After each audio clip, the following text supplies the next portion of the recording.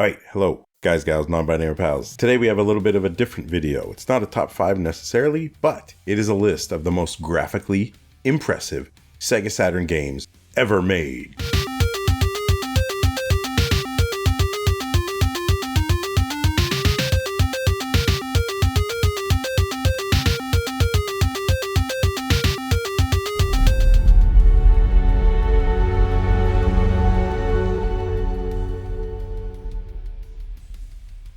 And again, it's just some of my favorites that I've seen, throughout the years of Sega Saturn games that maybe do something a little bit different than everything else.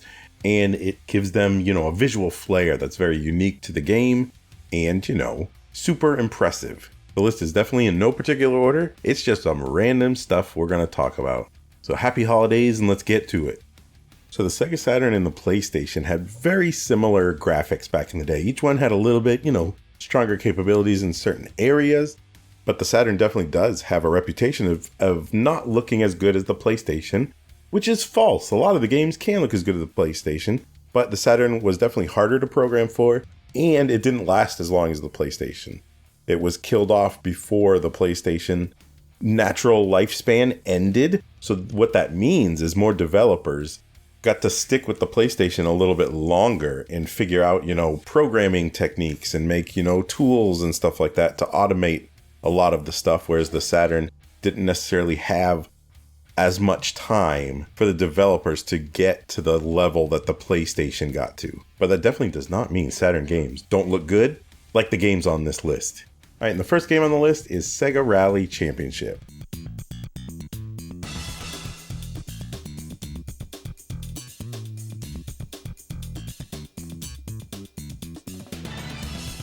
Sega Rally Championship was released in 1994 and it was developed by Sega AM3, which is, Sega's famous arcade teams using the Sega Model 2 arcade board, which is the same board they used for Daytona USA, Virtual Cop, Virtual Fighter 2. And we all know how Daytona USA on the Saturn turned out. It definitely was not the greatest port in the world, but by the time they got to Sega Rally Championship, they literally had everything figured out. Sega Rally Championship is such a good port.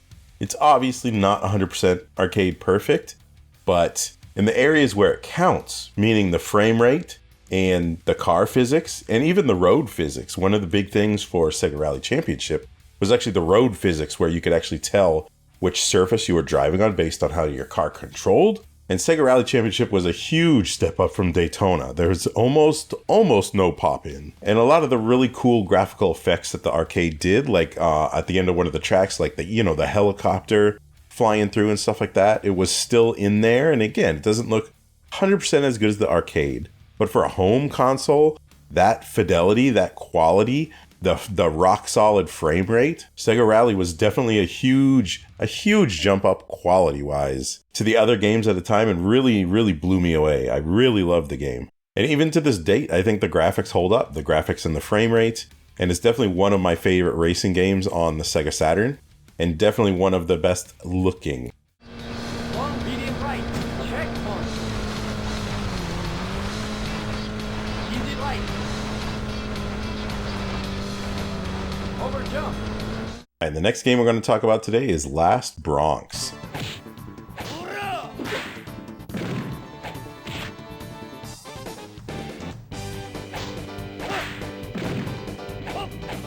Which we could probably include almost any of the Sega fighting games on this, especially Virtual Fighter 2, right? Virtual Fighter 2 was one of those games that looked so good, especially the frame rate, that even comparing it to some of the PlayStation games at the time, it was light years ahead of that. And Last Bronx was one of the latter releases. It was released in 1997, again, developed by Sega AM3. And I include Last Bronx in the list because it does a lot of graphical tricks that some of the other games don't. It's got the big, giant, fully polygonal characters that Virtua Fighter has, but the real key behind Last Bronx is it does a lot of cool stuff, especially with the backgrounds. There's a lot of 3D elements in the backgrounds. There's even, fences around arenas and stuff. A lot of 3D fighters of this, sort of genre at the time just sort of had those endless flat textures as the floor that just went off in any direction, and the background was just, a low res sort of JPEG or so. But Last Bronx has a lot of 3D elements in the background, including fences and stuff like that. And the super key to this is it's still 60 frames per second. It's completely locked into 60 frames per second. It doesn't dip down. There's no slowdown. There's no anything. And now Lost Bronx doesn't have the most exciting gameplay, I would say, out of, the the Sega fighters back in the day. But it is sort of a precursor a little bit to Soul Calibur. A weapons-based fighter, because each fighter has a different weapon. Some people have nunchucks, some people have stabs. So it definitely was set apart from the competition a little bit in, Virtua Fighter, Fighters Megamix, and stuff like that. But I mean, to me, it's definitely easily one of the best looking ones because of the combination of, the more complex, backgrounds and motion on the characters, locked in with that 60 frames per second frame rate that doesn't dip or anything. If you want to show someone a really good looking fighter on the Sega Saturn, then Last Bronx is definitely one to choose.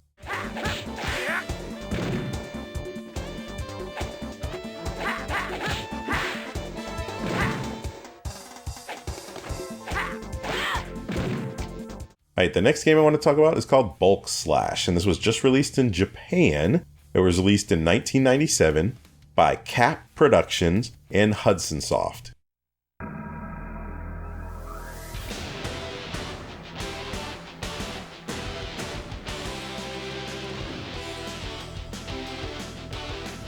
This is definitely a little bit of a quirky game. It's like it's sort of like a semi-open world mech fighting game. And so, you can pilot a mech that could run on the ground, but you can also switch forms and fly in the sky. And a lot of the cool graphical notes on this game are that semi-open world, meaning it's like a nice cityscape. The textures are pretty good. The frame rate is very good. The only drawback to Bulk Slash, a little bit on the graphic front, is there is a lot of pop-up. But when you actually start playing the game and understanding, how sort of open the areas are and how big some of the bosses are, which is pretty crazy too, then it definitely becomes super impressive. It doesn't hurt that the game's fun too. It's pretty fun to run around and fly around. Control takes a little bit to get used to, but again, this is about the graphics. And I definitely think the stuff that Bulk Slash does, it's not very common on the Sega Saturn, and it's definitely worth giving it a try. The bosses are massive, the spell effects are great. And I really do think the strength of the graphics on this game are sort of the open area and how you traverse the area, your ship and the effects, switching forms. And again, it's got some really, really graphically impressive bosses in the game. They're gigantic. And again, the frame rate doesn't really dip down when there's a lot of stuff going on, when you're flying around and doing all these crazy moves and stuff. It's a very fun game and it looks fantastic.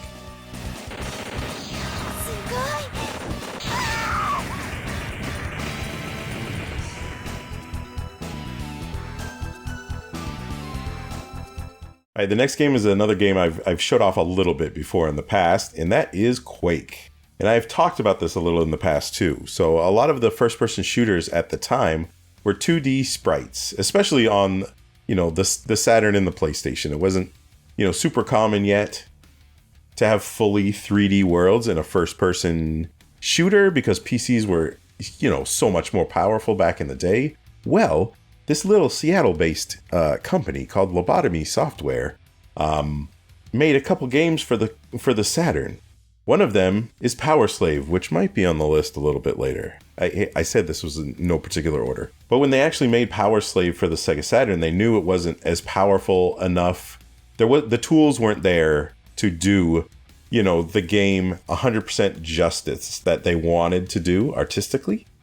And so they developed their own in-house engine called the Slave Driver engine for this. And this engine was so good, and Lobotomy was so good, that they got the license to do other first-person shooters after Power Slave. Duke Nukem 3D, and they even did a Quake version. And the Quake version stood out from the rest of them because it's completely 3D. Like, meaning the enemies, the weapons, the items on the ground were all completely 3D. And that was definitely difficult to do back in the day. It's definitely not PC perfect to the PC version, but the Saturn version of Quake is so amazing technologically speaking. It had fantastic lighting effects. It had a fantastic frame rate. It's definitely a little hard to control. and that actually ups the difficulty a little bit. I find this version very hard because it's harder to aim in this version and hit people because, back then on the home systems, you couldn't aim up and down. You could only do left or right, and needed help from the auto aiming a little bit. And even with the slave driver engine, some of the levels for the PC version of Quake, they couldn't quite bring to the Saturn. So they deleted, there was 4 levels they deleted from the Saturn version, but instead they actually put 4 new Saturn exclusive levels in the game to make up for the ones that they lost. And I mean, Lobotomy was really visual magicians back in the day. And the Saturn version of Quake is so impressive, especially the lighting effects and the fact that, it's a pretty solid frame rate and everything is in 3D. Like, this is definitely one of the greatest 3D first-person shooters on the Saturn. And it looks, feels, and plays so good. It is very dark, but again, it has really good lighting in it too. That's definitely one of the hallmarks of a Lobotomy game. It's a great port.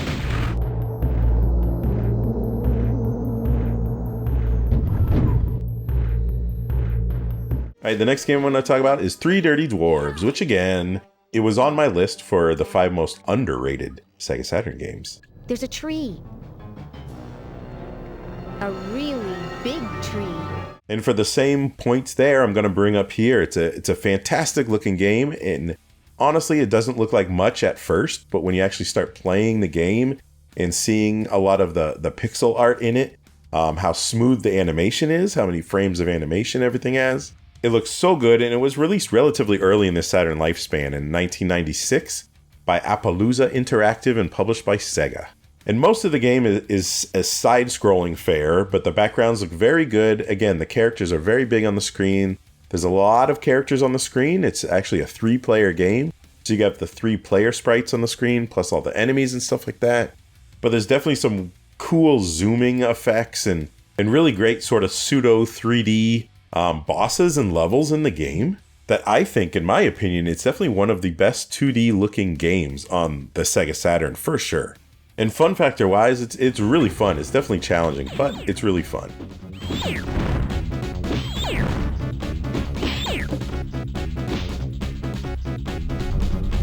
There obviously has to be a Capcom fighter on the list. So, I've already talked about Vampire Savior before, which is definitely high up on my list. But there is another 2D fighter by Capcom, which looks absolutely amazing, and it uses the 4 meg RAM cartridge, which again is definitely an advantage the Saturn had over the PlayStation. Now, the RAM cartridge is only available in Japan. It never came to the US. Just like Street Fighter 03, which is Street Fighter Alpha 3. The US version of the series is called the Alpha series, but Street Fighter 03 came out in Japan only, published and developed by Capcom in 1999. It was the 3rd and final game in the Street Fighter 0 series, and it was actually released after a Dreamcast version. There was an early Dreamcast version of the game, which is obviously arcade perfect, but the Saturn version was so good. The Street Fighter Alpha series was definitely a series that really jumped Street Fighter forward into the future from, all the infinite Street Fighter, 2 semi-sequels, add-ons. And Street Fighter 03 was just so good animation-wise, character design-wise. It had so many different fighters. From a technical perspective, it had some new modes in it that would add multiple characters on the screen at once, meaning you can do 2 versus 1 battles or 1 versus 2 battles, which none of the other home console systems could do other than the Dreamcast. And again, it looked so good, and the animation was just so smooth. There were so many frames of animation. The giant characters on the screens, comboed with the really detailed backgrounds and everything, is easily one of the best looking 2D fighters that ever released at the time. And it's a shame that it didn't come to the US for sure. So if you want to check out some 2D fighters, some great animation, great characters, obviously great, fighting, fun factor, then you can't go wrong with Street Fighter 03. It's definitely one of the pinnacles of the Street Fighter series, graphically and gameplay wise.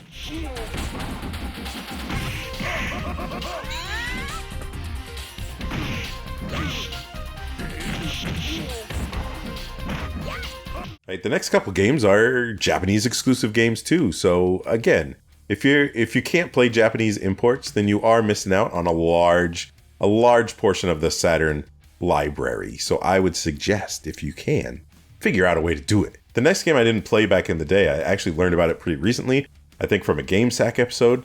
It's called Stellar Assault SS.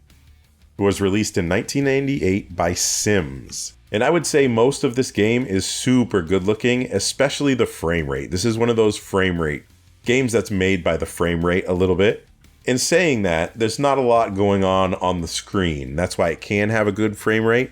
It does have, the screen letterboxed a little bit too. So you actually don't get the full view of, a normal game. But it makes it look so good and so immersive. And what the game is, it's a space shooter. And I was a super big fan of the Colony Wars games on the PlayStation. And I never found any games really comparable to that on the Sega Saturn. So I actually wish I knew this existed back in the day, because I would have been so happy with this game. The frame rate is amazing. It's super silky smooth. You're going out there, you're taking missions, you're flying in space. There's 2 different ships to choose from. Each has different, styles of weapons. The frame rate is a solid 60 frames per second. It never dips down for anything, even if there's a bunch of missiles and, lasers you're shooting across the screen. It definitely could have looked a little better if there was transparencies. We all know the Saturn can do transparencies. They're definitely harder to do. And so a lot of the visual effects in the game definitely could have looked better with transparencies. But the frame rate, the silky smooth frame rate and the gameplay and everything definitely makes this game a winner. I love the huge bosses, the huge environments. And it's easily one of the best looking games on the system. Even if you look over the shortcomings of it, it's a pretty darn amazing technical feat for the game and how smooth everything is. And it definitely makes you feel like you're in that ship flying and blasting giant spaceships out of the stars.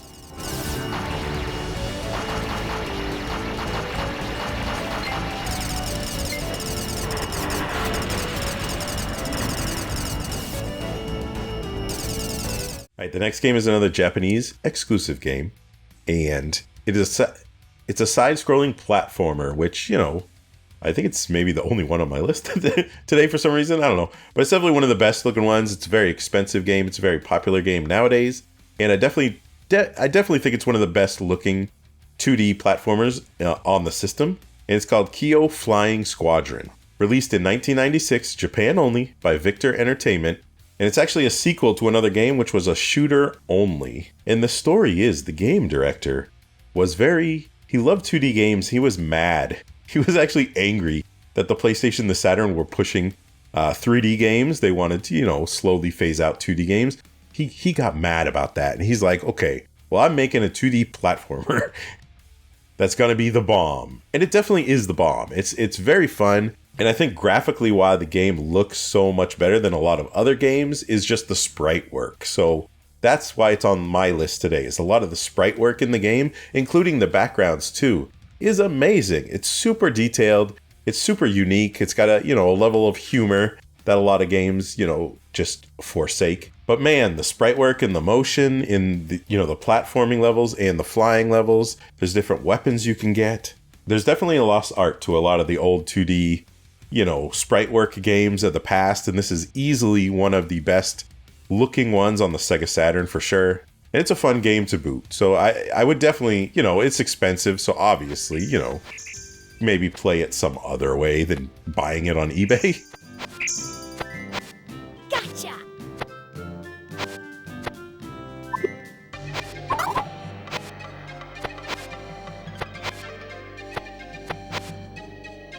All right, we touched on Quake earlier. We talked about lobotomy software. And, I've talked about this game before on the channel, on my collection video. But I definitely wanted to give a highlight here to Power Slave again.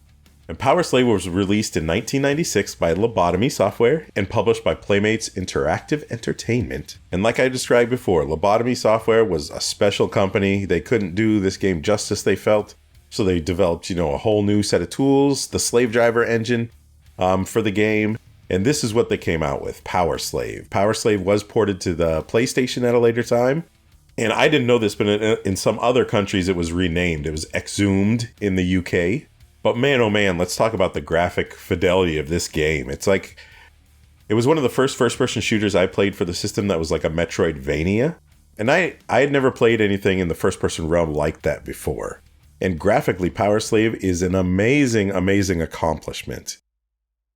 Again, a lot of the games on the list, they're up here because of the frame rates, right? So the frame rate, again, is just rock solid, smooth as butter in Power Slave. There's a lot of stuff going on in Power Slave. The enemies are 2D sprites and everything. But another of the high points about the game are the lighting effects. The lighting effects were so good. They were real-time lighting. When an enemy, shot something at you, it would, shine down the hall until it hit you in the face and killed you. And it was definitely one of those super high points on the Sega Saturn. The texture work is amazing. A lot of the game design is amazing too, which has nothing to do with the graphics, but I think it really shines, like I said, in the lighting department and the frame rate. There's a lot of atmospheric lighting, a lot of mood lighting in the game when you go to different areas and they're darker. It was pretty darn amazing, and it definitely, I think it looks the best on the Saturn. The Saturn version definitely looks better than the PlayStation version. The frame rate's better, and it moves a little bit better. And it's definitely one of the graphical high points of the Saturn, for sure. If you like first-person shooters. So I would definitely seek this out and try this too. Welcome, mortal. I am King Ramses. When my body was laid to rest here, my name was not forgotten. And the last game I wanted to highlight for this first video was a game, again, I've talked about before. I do have Let's Play videos up of it because it's my favorite franchise of all time. But how could I do a best graphics list without talking about Panzer Dragoon Zwei?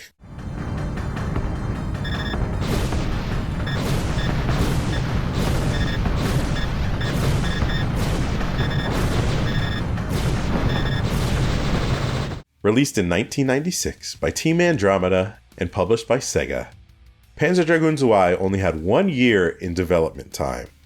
And the first Panzer Dragoon didn't look bad whatsoever. There's definitely some graphical things. There's a lot of pop-up like all the early Saturn games have in it. And just a year later, Zwei came out, and Zwei looked better than Panzer Dragoon in every single facet. The frame rate was amazing. The bosses were amazing. The water effects were amazing. They were some of the best I'd ever seen. Some of the levels flying through the hallways and stuff were so fast. We're so fast and furious, and the frame rate never dipped down. All the enemies were all polygonal. There were some 2D effects, 2D sprites in the game, obviously, but a lot of the enemies were all fully polygonal. There was lasers shooting all over the place. You had these incredible berserk attacks. There was some incredible bosses, especially the Shell Koof. I love, just the level, the graphic fidelity and the level design in a lot of the levels were something, again, I had never seen before. Especially like the level where you fly through the Shell Koof and then eventually you go outside and you stay there and you shoot the rudders to try to bring the ship down. The amazing texture work. Panzer Dragoon Zwei is easily one of the best looking Sega Saturn games. And just some of the levels with the water effects and the reflections, the snow falling through the air as you're going through, with the fully polygonal enemies, the rock solid frame rate and stuff. I mean, there's almost no better looking game on the Sega Saturn than Panzer Dragoon Zwei.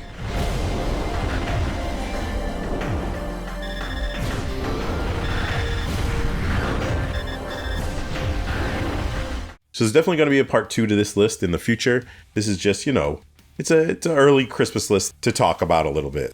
So guys, gals, non-binary pals, thanks for tuning in. Thanks for watching more Sega Saturn content with me. It seems to be pretty popular thus far, so I'm going to keep going with it. And if you have any suggestions for a part 2 to this, maybe, I haven't played every single Sega Saturn game. If there's some game that I missed on the list that you would recommend I play for a part 2 to this list, please let me know down below. So thank you for watching. Peace out. And don't forget to subscribe or I'm going to steal your Sadiator.